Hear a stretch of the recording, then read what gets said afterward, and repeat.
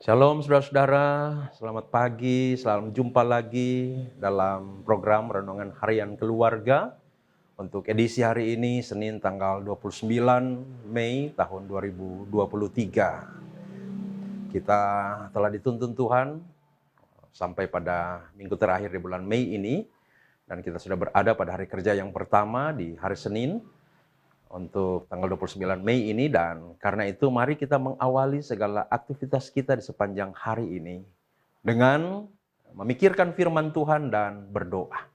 Nah, sebelum kita membaca dan merenungkan firman Tuhan, mari kita satu dalam doa. Tuhan, terima kasih untuk penyertaan, pemeliharaan, perlindungan-Mu bagi kami dalam peristirahatan kami di malam yang sudah berlalu. Dan dalam anugerah-Mu kami boleh menyambut hari baru dengan tubuh sehat, kuat, diberkati. Kami hendak memulaikan segala aktivitas kami di sepanjang hari ini Tuhan. Namun kami rindu sekali kami mengawali semua aktivitas itu dengan datang di dalam hadirat Tuhan, memuji, menyembah, mengagungkan Tuhan. Tuhan yang baik, setia, penuh dengan anugerah, dan mendengarkan Tuhan berbicara kepada kami untuk terus memperlengkapi kami dengan kebenaran-kebenaran-Mu Tuhan, agar supaya kami terus dipedomani oleh firman-Mu dalam menjalani kehidupan ini, supaya kami terus berjalan di dalam kebenaran-Mu. Roh Kudus kiranya membimbing kami untuk memikirkan beberapa ayat firman Tuhan dan mendapatkan pesan-pesan suci daripadanya. Berfirmanlah Tuhan, di dalam nama Tuhan Yesus kami berdoa. Amin.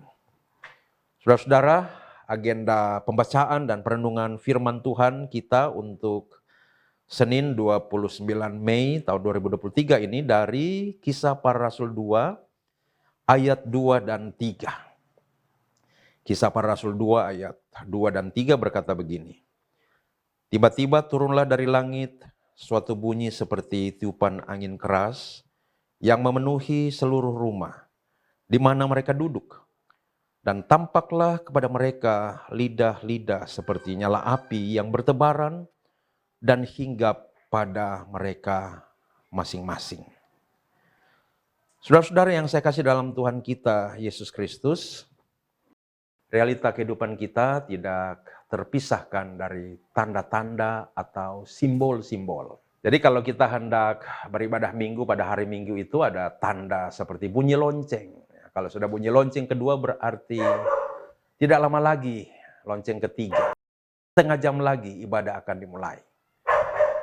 Atau di jalan kita akan berjumpa dengan tanda-tanda yang menjadi petunjuk bagi kita.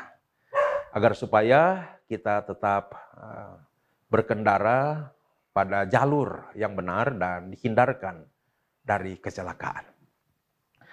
Nah, ketika Roh Kudus dicurahkan pada hari Pentakosta, ada tanda-tanda yang menyertai datangnya Roh Kudus dari langit atau dari sorga itu memenuhi para murid dan orang-orang percaya pada waktu itu.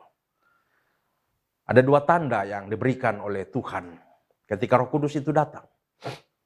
Yang pertama ialah tanda yang tidak kelihatan tetapi didengar dan dirasa, yaitu angin kencang dengan suaranya yang keras. Lalu yang kedua ialah lidah-lidah api yang bertengger di atas kepala dari murid-murid dan orang-orang percaya.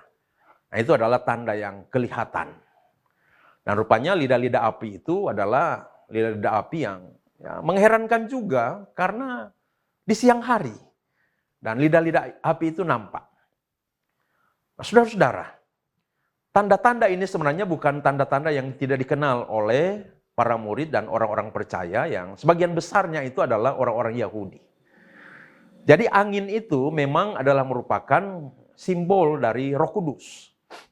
Ya, ketika Allah mencipta dan Allah menghembuskan ke dalam hidung manusia ciptaannya itu dengan yang disebut dengan istilah ruah. Ya, ruah itu diterjemahkan ke dalam bahasa Indonesia menjadi roh atau angin. Jadi dalam konsep orang-orang Yahudi, roh itu adalah angin. Lalu juga kita ingat ketika Allah berfirman kepada Elia untuk berjumpa di padang gurun, maka Allah membuat Elia itu mulai mengalami dan mengantar Elia itu untuk mengalami penyataan Allah melalui angin. Ada angin kencang, walaupun kemudian Allah ternyata ditemukan oleh Elia di dalam fenomena angin sepoi-sepoi basah. Nah, intinya adalah bahwa angin itu melambangkan Allah yang hadir bagi Elia. Dan sebenarnya ada banyak catatan Alkitab yang menunjukkan kehadiran Allah dan rohnya itu dengan ditandai oleh angin. Nah, lalu api juga menjadi tanda daripada kehadiran Roh Kudus, sebab salah satu fenomena yang dialami oleh Elia dalam perjanjiannya dengan Tuhan Allah berjumpa di padang gurun itu adalah datangnya api yang berkobar-kobar. Walaupun kemudian Elia tidak menemukan Tuhan di sana, nanti Elia menemukan Tuhan di dalam angin yang sepoi-sepoi. Tetapi paling tidak api ini mengantar Elia untuk mengalami penyataan Allah di padang gurun itu, saudara-saudara. Dan dalam perjanjian lama di kitab nabi-nabi juga dicatat seringkali bahwa api dari Tuhan Allah itu berkobar-kobar di atas para nabi, sehingga nabi itu dibuat berani, semangat untuk menyampaikan nubuatan-nubuatan dari Tuhan Allah. Dan Yohanes Pembaptis juga pada waktu membaptis di Sungai Yordan terhadap orang-orang Yahudi, dia berkata, itu dicatat di Matius pasal 3. Aku membaptis kamu dengan air, tetapi ia yang datang kemudian daripada aku akan membaptis kamu dengan air dan api. Jadi, api yang menjadi tanda kedatangan dan kehadiran Roh Kudus di hari Pentakosta itu, dengan demikian menjadi pemenuhan akan nubuatan dari Yohanes Pembaptis yang dicatat pada Matius pasal 3 itu, saudara-saudara. Nah, selain daripada itu, kehadiran tanda-tanda atas kedatangan Roh Kudus dalam bentuk angin dan api ini, itu berfungsi untuk mengkonfirmasi, meneguhkan kepada para murid dan orang percaya, dan bahkan orang-orang Yahudi yang ada di Yerusalem pada waktu itu, akan benarnya Roh Kudus yang sudah datang dan memenuhi para murid, memenuhi orang-orang percaya pada saat itu. Dan pada waktu itu banyak sekali di Yerusalem orang-orang Yahudi yang belum percaya kepada Yesus. Dan tanda-tanda itu, Paulus pernah katakan, yang butuh tanda itu adalah orang-orang yang tidak percaya. Maka perlu ada tanda yang menyertai manifestasi dari pekerjaan Allah yang menghadirkan Roh Kudus itu, agar supaya tanda-tanda ini mengkonfirmasi bukan hanya orang yang percaya, tetapi juga orang-orang yang tidak percaya, supaya menjadi percaya pada berita dan kesaksian para murid yang dipenuhi oleh Roh Kudus pada waktu itu. Oleh karena adanya tanda-tanda ini, saudara-saudara. Akan tetapi teks firman Tuhan ini tidak bermaksud mengajarkan kepada kita bahwa kehadiran Roh Kudus itu selalu harus disertai dengan tanda, apalagi harus disertai dengan tanda bunyi angin kencang dan lidah api. Ya, termasuk kemudian di ayat-ayat selanjutnya berbicara tentang bahasa-bahasa yang lain itu. Tidak selalu. Sebab tanda kehadiran Roh Kudus itu di dalam Alkitab berbeda-beda ya. Kalau Yesus itu ketika dipenuhi dengan Roh Kudus, tandanya adalah burung merpati yang turun ke atasnya. Kalau Paulus itu ketika Roh Kudus memenuhinya, tandanya ialah yang tadinya dia buta, kemudian dia dapat melihat lagi. Jadi ada berbagai variasi tanda-tanda yang menyertai kedatangan dan kehadiran Roh Kudus. Namun sekali lagi, tidak selalu kehadiran Roh Kudus itu ditandai dengan adanya tanda-tanda yang mengherankan. Tidak jarang dan akan lebih banyak, apalagi kita sekarang adalah orang-orang yang percaya, saudara-saudara. Orang percaya banyak sekali di dunia ini. Dalam konteks kedatangan Roh Kudus di hari Pentakosta yang dicatat di Kisah Rasul pasal 2 ini, orang percaya itu baru ada 120 orang. Sekarang sudah banyak sekali orang percaya di dunia ini. Dari 7, sekian miliar manusia yang ada di bumi ini, ya 2/3 itu adalah terdiri dari orang-orang percaya, saudara-saudara. Nah, oleh sebab itu, sebenarnya dalam kalangan kita gereja, orang-orang percaya, tidak perlu kita mencari tanda. Karena kita percaya Roh Kudus memang sudah datang, sudah hadir, dan bekerja di dalam kita, dan di antara kita, dan melalui kita. Ya, apalagi kita ingat Paulus pernah mengatakan tanda itu sebenarnya bukan untuk orang percaya, tapi untuk orang yang tidak percaya. Lagian Yesus pernah berkata, berbahagialah orang yang percaya meskipun tidak melihat. Jadi, Tuhan menghendaki kita untuk meyakini kehadirannya itu melalui rohnya yang kudus itu, meski kita tidak melihat tanda-tanda, saudara-saudara. Percayalah, Roh Kudus ada, Roh Kudus hadir, karena memang Tuhan menjanjikannya, dan karena memang Tuhan sudah mencurahkannya, dan karena memang kalau Roh Kudus datang ke dalam dunia ini bukan untuk memenuhi orang-orang yang tidak percaya, bukan untuk berada di tempat yang lain, tetapi alamat kedatangan dan pekerjaan Roh Kudus di dunia ini ialah gereja, persekutuan orang-orang percaya. Pribadi demi pribadi dari orang-orang percaya. Yakinlah, Roh Kudus ada dalam hidup kita, dalam persekutuan kita, dan bekerja di antara kita untuk menolong kita memajukan kerajaan Allah melalui pekerjaan-pekerjaan pelayanan yang kita kerjakan, yang sudah dipercayakan Tuhan kepada kita sebagai pelayan khusus, sebagai komisi-komisi, sebagai UPK, dan sebagai apalah dalam komponen pelayanan apa kita berada dan melayani Tuhan. Dan bahkan kita percaya bahwa setiap orang percaya itu dipanggil untuk terlibat di dalam pekerjaan pelayanan. Dan untuk itu Roh Kudus ada. Mau berkarya di dalam dan di tengah-tengah kita, saudara-saudara. Yakinlah, tak perlu mencari tanda. Kecuali kalau Tuhan izinkan terjadi tanda, ya tidak apa-apa juga. Tetapi saya percaya dengan iman, kita tidak perlu mencari dan dikonfirmasi, diteguhkan dengan tanda. Kita yakin sekali Roh Kudus ada di dalam kita, di atas kita, di antara kita, bekerja melalui kita. Terpujilah Kristus. Mari kita berdoa.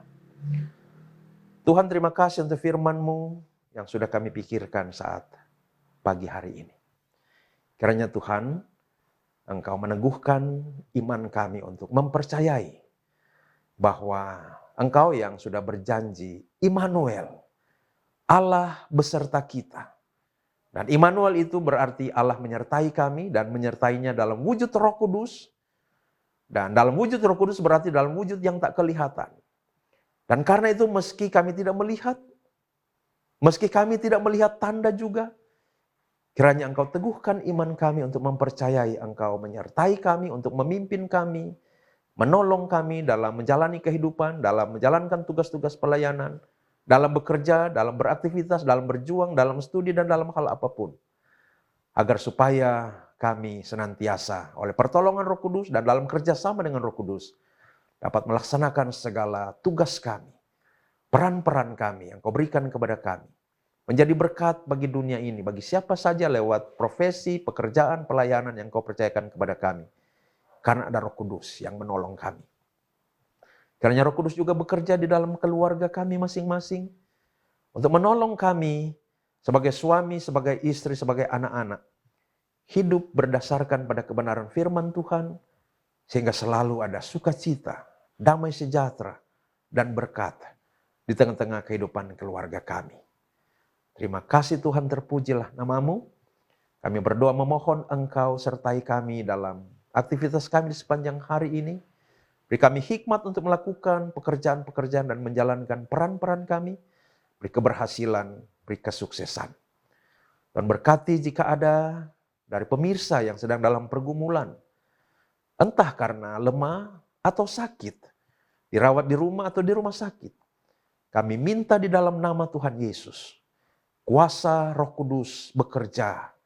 Di dalam tubuh mereka mengenyahkan kelemahan dan menggantikannya dengan kekuatan. Mengenyahkan sakit penyakit dan memberi pemulihan.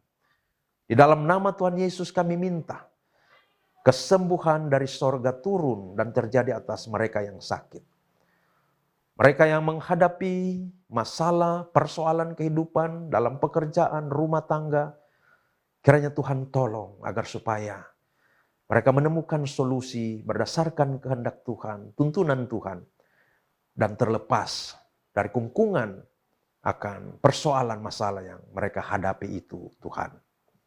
Tuhan berkati Gereja Masih Injili di Minahasa, berkati badan pekerja sinode, berkati ketua badan pekerja majelis sinode, dan semua unsur badan pekerja majelis sinode.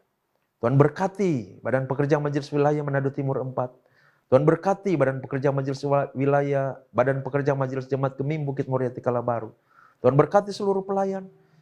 Tuhan berkati seluruh program-program, kegiatan-kegiatan pelayanan. Tuhan berkati seluruh ibadah. Biar Roh Kudus bekerja di dalam semuanya itu dan melalui semua hamba Tuhan. Sehingga jemaatmu, gerejamu makin hari makin mengalami kemajuan. Nama Tuhan dipermuliakan. Berkati pemerintah bangsa dan negara Republik Indonesia. Berkati pemerintah daerah, gubernur, wakil gubernur, dan seluruh pembantu mereka. Pemerintah kota Manado, wali kota, wakil wali kota, dan semua pembantu mereka. Dan bahkan semua unsur pemerintahan baik eksekutif, legislatif, maupun yudikatif. Dalam tuntunan hikmat yang daripada Tuhan, kiranya mereka menjalankan roda pemerintahan dan membawa bangsa kami, daerah kami, kota kami ini makin hari makin mengalami kemajuan dalam tingkat kesejahteraan dan terutama dalam perilaku-perilaku sebagai masyarakat, sehingga makin hari masyarakat, bangsa, negara, daerah, dan kota kami makin hari makin mengalami keamanan, kedamaian, pertumbuhan, dan nama Tuhan dimuliakan. Terima kasih Tuhan, terpujilah namamu. Ini doa kami, dalam nama Tuhan Yesus kami berdoa. Haleluya.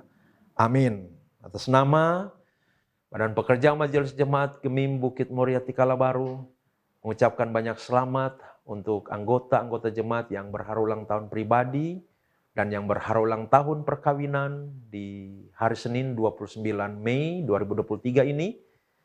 Teriring harapan dan doa, kiranya Tuhan yang akan senantiasa mengiringi perjalanan kehidupan Bapak Ibu Saudara-saudara sekalian dengan kasih setianya yang berkelimpahan anugerah itu. Terpujilah Kristus. Demikian program Renungan Harian Keluarga edisi kali ini.